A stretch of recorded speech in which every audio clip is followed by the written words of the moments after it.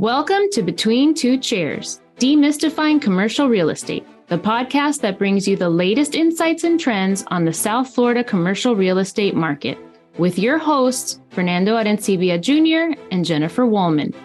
In each episode, we dive into the world of commercial real estate and break down complex concepts to make them accessible for everyone.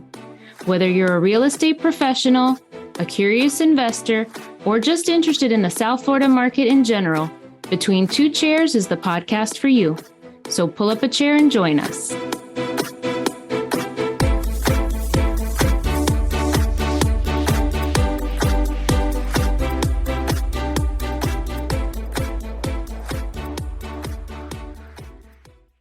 Welcome, everybody, to another episode of Between Two Chairs. My name is Fernando I. Thank you for joining us.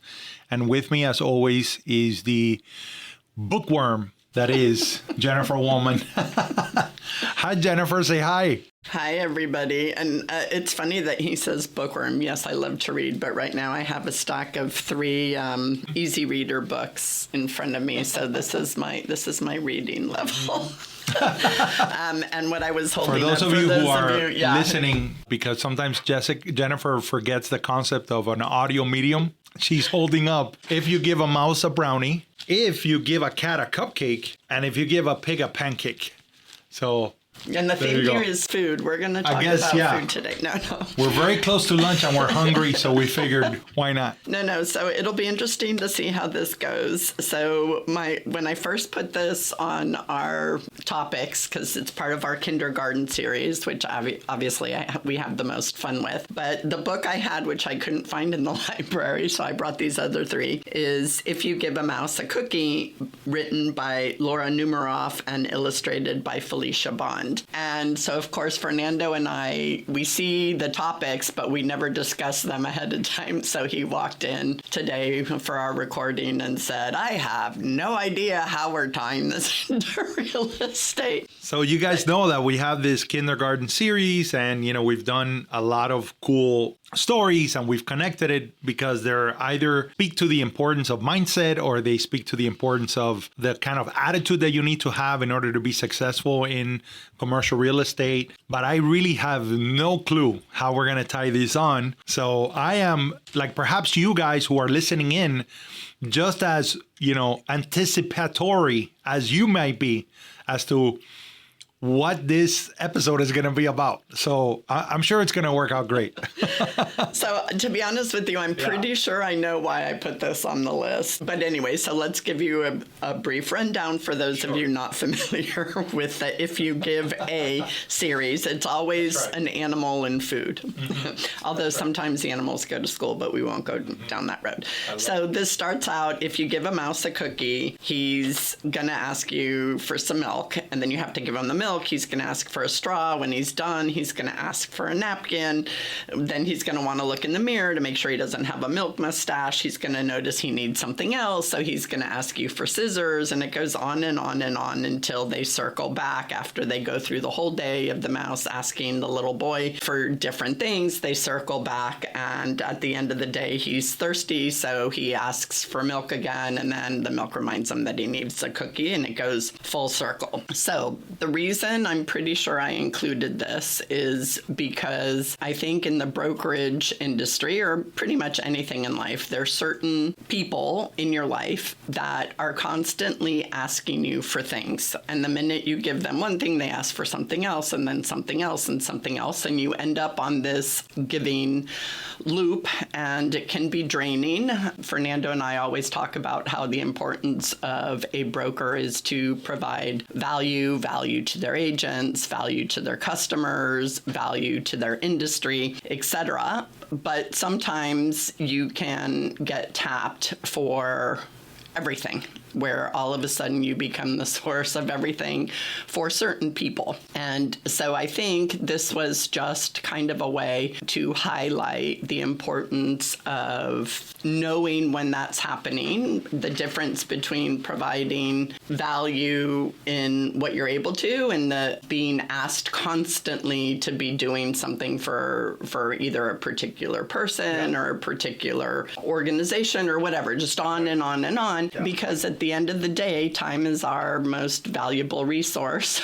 And that's the one thing that we're all limited by. So I think that's kind of why I hear you. I went down this mouse and a cookie because, I mean, I have a couple of people in my life who I adore, I have a lot of fun with, but I am constantly asked for stuff, whether it's work related or personal or to give to their charities, and I'm like, you must know somebody other than me that you can ask for these things for. So I think we also had a podcast or an episode where we mentioned, no is a complete sentence. I love Beth Azor for always reminding me that no is a complete sentence. And sometimes it's okay to just say no or to not not constantly be the one giving. Because in this giving book, at the end of the book, the little boy is just lying on the doorstep of his house, like, totally dead and drained. And the mouse is all happy. And he's like, and, for us who have been in this industry a long time, real estate is a long game. Our relationships are built on long-term, our business is built on long-term relationships. So, well, I love nothing more than hearing you turn yourself into a pretzel and then unfurl yourself out of that shape to figure out the connection. But I actually have some notes. Okay, is this Adencibia intelligence? Because I saw you madly Googling while I was de-pretzeling. Guys, it's called AI for a reason. It's Adencibia intelligence. It's a little bit of a secret out there. And now the cat is out of the bag. But why don't we go through this? Because I thought this was really a cool way of... So the answer was yes, people. This went No, listen. My AI told me to search other AI, right? So Adencibia intelligence, right, led to artificial intelligence. So ChatGPT is going to save me. ChatGPT is going to save us, right? Because we're a team. We go down with the ship together, no matter what. No, but look, this is really interesting. These are 6 lessons within the thing, and maybe I'll read it and we can kind of discuss. So, perfect. Lesson number 1 is small actions can have big consequences. And basically, a small gesture of giving a cookie leads to an escalating series of events showing how one action can trigger many unexpected outcomes. I love this for so many reasons. For me, it is true that I don't believe that there are necessarily small actions or, even small acts of kindness, right? Kindness is kindness, and it is powerful regardless of its size, right? Therein lies a lot of lessons. One of them is you don't know the little things that you do for your clients and what effect it has on the growth of the relationship, on the value that you're able to add. And at the same time, you shouldn't take for granted all the little things that you do. And if you're going to do something, do it well, because it can have a series of events. And even in saying yes to things or getting out of your comfort zone, and sometimes you do little things that are like, that you recognize as I'm out of my comfort zone, but it's just a little thing, it's not a big deal. I went to this place, I did this thing. You just never know where your career is going to lead you and what one event would lead to another. I agree. And I think the importance of, and I know it's going to sound like I was belly aching about always be nice stuff, and that's not true at all. I love it because I love conversation. But there is a time I remember somebody once saying, like, to your point of doing things for the right reason, I remember having a conversation with this woman. She's like, I can't believe it. I said hello and I say hello and they don't even say hello back. And I'm like, well, then why are you saying hello? Are you saying hello because of the satisfaction you get in you saying hello? Or are you saying hello because you're hoping for them to give you the satisfaction of them saying hello? So that goes to your point of doing things for the right reason when you do those acts of kindness. Okay, so far I'm loving ChatGPT. Well, the second one is be prepared for responsibility, right? You acts of kindness can sometimes require continuous responsibility. The story illustrates that when you offer help, you might be taking on more than you initially thought. And this really hits home for me because sometimes you go down a rabbit hole and you're like, well, that's not really what I intended to do by offering help, right? But, at that moment, you have to decide where up to what point do I continue to offer the help? Am I really helping the person? Am I preventing them from figuring it out on their own? Just the idea of you got to be prepared for the responsibility that you take on. I think it's a great lesson. Agreed. I have nothing to add. Wow. You would be a great improv partner. Well, because the way that the minute you said that, I have nothing to add.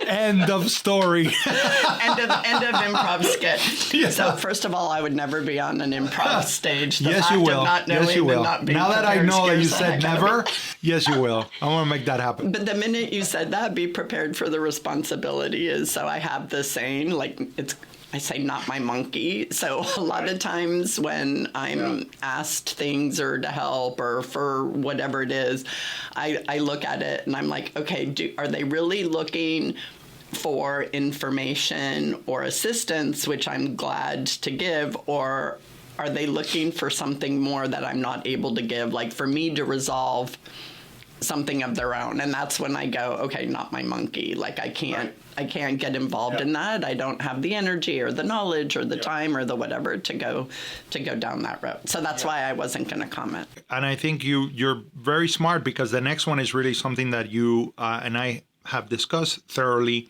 and it's very much a part of the lessons in the book, and you mentioned it at the beginning, which is the importance of setting boundaries. So without boundaries, giving too much can lead to exhaustion. The boy continuously meets the mouse's demands, subtly showing the importance of learning to say no when necessary.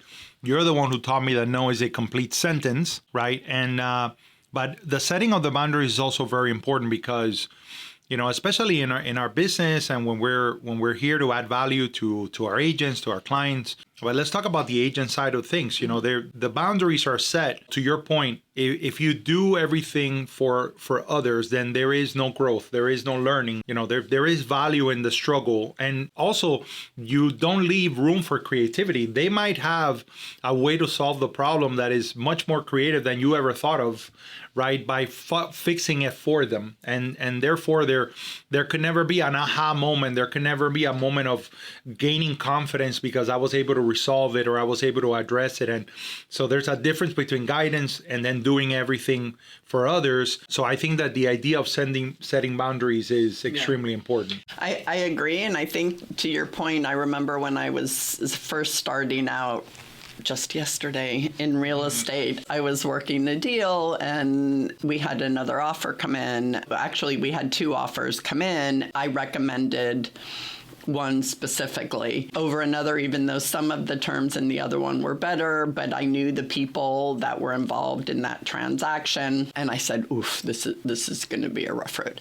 And I fully disclosed everything to my customer. I went through the whole thing. We went item by item in the terms and what the deals meant. And I said, okay, this one has a little bit better terms. Let's try to negotiate it. But this is why I'm recommending this one over the other one. And then, as happens in our business, all of a sudden everybody agrees with you, but then you start to doubt, and that little boll weevil in your brain is like, oh my gosh, did I do the right thing? Should I have not recommended that? Even fully disclosed, no vested interest. It made no difference to my bottom line which one he picked. And I remember thinking I need to call my broker. And I'm like, Jennifer, it's 3 a.m. You cannot call your broker at 3 a.m. By the time morning came, I'm like, wait a minute. I had worked it out myself. But my initial thing was to pick up the phone, call my broker, help him solve my monkey, right? Exactly. And so I think to your point, sometimes when we're so willing to answer questions or provide solutions or provide alternatives or always be the source of everything, we take away that, I shouldn't say it's a power, but like that gift that an individual has to be able to stew on it and let that boll weevil kind of dig into their brain until they come up with a solution. So right. I love that. I love that too. The next one is a little, maybe you can clarify this, because there's a nugget here that I think is interesting, and it's the nature of reciprocity. And it says the mouse isn't intentionally taking advantage. It's simply in its nature to want more once a favor is granted. This highlights the idea that giving can sometimes result in a cycle of unending request. This little nugget of it's in its nature to want more once a favor is granted, kind of interesting to me. And I don't know how to generally make that connection with some of our deals and all that other stuff. But I do believe that there is a moment in every negotiation where people need to stop talking. And sometimes, people get into trouble because they think on behalf of the other person. And of course, the more you're willing to give, the more they're willing to take. And there comes a time where you got to make, the silence has to be the place where people can make those decisions. Right. And you and I talk about that all the time, right? And I think in the negotiating book by Chris Voss, I think he also says that silence is extremely important because we always want to fill the silence by talking. And sometimes just letting it sit is enough to let the other side either resolve the issue or come up with an alternative or retrace whatever they just dropped that just silenced the room. I want to connect that with a pedagogical approach, something that's called wait time. So they did a study about how long it takes for someone to think about a question. So if you're a teacher or a professor in a classroom and you are asking a question that you got to give 3 seconds for the person to process it enough to formulate an answer. And if you're then going to follow up with probing questions, then you got to follow up with that level of silence. And the reason why I'm connecting this is that sometimes the silence is there just to give a breathing room for people to think and to process it. And so sometimes when you're in a setting and you're negotiating face to face or you're having a conversation where you feel, well, the dynamic goes as if we were actors in a play and we already know our line. That's not really what's happening. Right. And sometimes you got to give time. You got to allow for that time for people to think through their problems or to think about all of the different dynamics that they want to consider before they put pen to paper or before they finish the negotiation.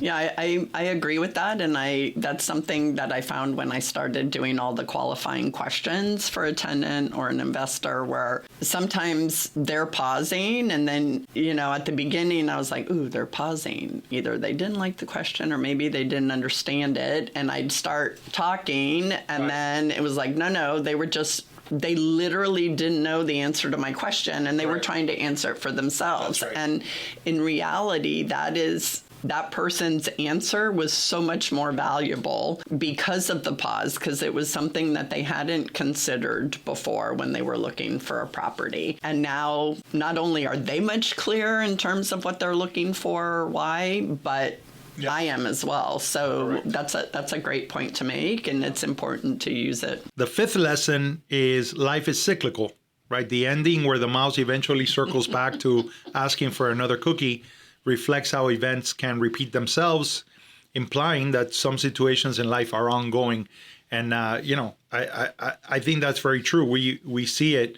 And sometimes you begin to, even in our business, you begin to see a pattern in the transactional side where, sometimes you're looking 3-4 steps ahead because, you understand the cyclical nature of some of the deal flow. Right. Even though all of our deals are a little bit unique, there are some commonalities that repeat themselves. Or experiences that become similar educational points. I was talking to Jess earlier about something that we're working on, and I made the comment I don't like what if questions and I don't think about them too much. I kind of wait and see what happens when it happens, because why worry about something that may never happen? Mm-hmm. But at the same time, it's but I know that if this comes up, I'm already going to have a plan. I already know that there are going to be certain situations in this negotiation, in this deal, that should it arise, I have some, 3 backstops. So, and in the cyclical nature, I'm kind of thinking I wish the author would change one of these books, for fun. Maybe at the end of the story, when the boy wakes up from his nap after giving the mouse everything, instead of the mouse getting a cookie, he gives the boy a cookie. I think we should reach out. We should write our own book. If you give a realtor a listing. Yeah.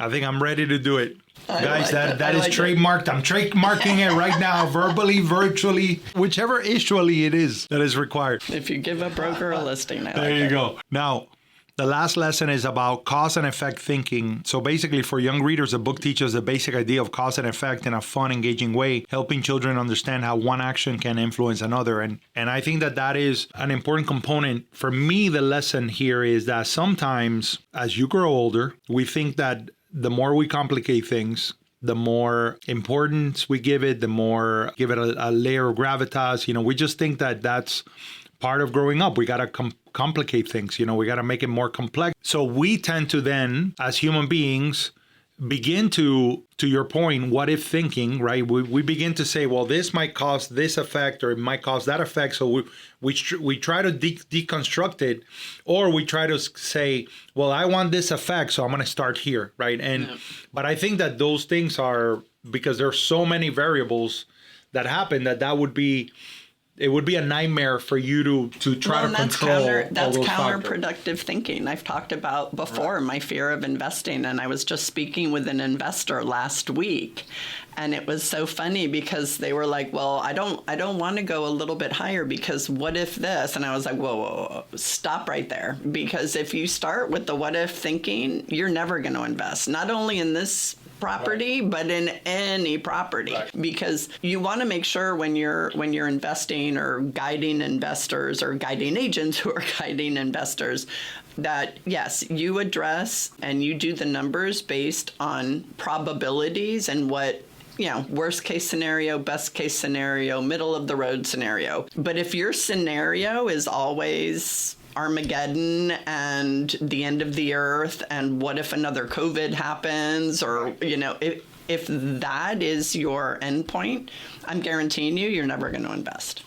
Yeah, and another thought that came to mind when I read this was that sometimes in business, people are always looking for what is my ROI for this work, or if I do this, then how do I assure myself that I'm going to get the return on investment that I'm looking for? I want to just encourage a different kind of thinking, which is that if you focus on what are my values, how do I want to interact with people, what value do I want to add, and then let the chips fall where they may, let the process go through, you're probably going to have a much better outcome.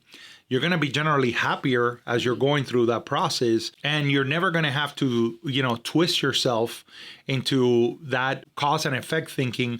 And it's going to be more about, well, whatever decisions come as I go through this journey, as long as my values are aligned and I have clarity of purpose and a clear vision, then I'm always going to be okay. Because even if I'm going to have to go right to then go left, I know that the decisions that I'm going to make in every step are going to be guided by my values. And that's a much better way than to start to connect the dots of cause and effect. If I do this, then this will happen, and then that will happen, and then that would happen. Because the moment that something throws you off the curve of what you were expecting, then it's going to have quite an effect on your mindset. My brain is now a pretzel because you obviously think way more than I do. Like I'm literally going, what did I don't put that much thought into what I do. Mine's pretty basic. Your mind is not basic. It is. I'm like, if it sounds fun, if it's somebody I want to be with, if it's somebody I want to go on that journey with, I do it. And if it's not, I don't. So mine's very basic. But I did want to point out that in this book, even though I started with the people who take, and how do you put boundaries, and sometimes it's okay to say no. At the end of the day, the little boy is happy because he spent all day with this little mouse, giving this little mouse everything that he wanted. And remember, we talked about the go-giver. I think we've mentioned that before, and we talk about how what you give comes back to you. You don't know when. You're talking about measuring ROI. I don't even think of ROI on half the stuff that I do. But there are a lot of people who do. Yeah, I totally get that. All I'm saying is you never know what is going to grow out of what you're planting today. Right. But if you focus on, I want to plant every day, and these are the seeds that I want to throw out there, then it doesn't matter what it comes to you, it is most likely going to bear good fruit. And that's what I'm saying. Focus on what you're doing and the intentionality of it and the quality of the work, and things will work themselves out. Because I know people who do think along those lines, and they have 5-year plans and 10-year plans, and they're very specific. But sometimes And you and I just had a conversation about somebody not too long ago. Sometimes they can spend a couple of years, just studying and getting ready and being prepared and taking every class and doing every stuff. But they're getting ready to get ready. They're getting ready to get ready. Right. Because they're trying to control every aspect of the process instead of going out there and being like, well, let me act, right? Because life rewards action. Right. And that's the most important thing. Right. And knowing isn't doing, as Rod Santimassimo loves to say. Yeah. Knowing isn't doing. But Exactly. Alrighty, I think we've... Well, look, I think we've learned what happens when you give Jennifer a book. Wait until you see if you give me a cookie. After lunch, Jennifer, after lunch. Well, it looks like you want a cookie, a cupcake, and a pancake, judging by the books that you brought today. No, my favorite would be the brownie because then you have to ask for the ice cream. All right. I know she's thinking about an affogato coffee right now. Most definitely. I love it. Well, thank you guys for joining us for this Circle time. Circle Time. Exactly, Circle Time in our kindergarten series. We love to do them. And thank you for all of your support really over the last couple of years, but, continually taking a listen on our podcast, sharing it. We certainly love doing it, and we appreciate it, anyone who's listening. I do want to put a little plug in. We just started our YouTube channel is full of great video content on our interviews, and we are on every social media platform as Between Two Chairs. So look for us. There's going to be a lot of great clips that have already started to be uploaded. We're even in TikTok. Support. I know Jennifer is nervous about that. We might only be there for a couple of weeks, so you never know. And next month is Small Business Month, so please tune in. We're going to have a ton of interviews. It's also going to be our 100th episode next month.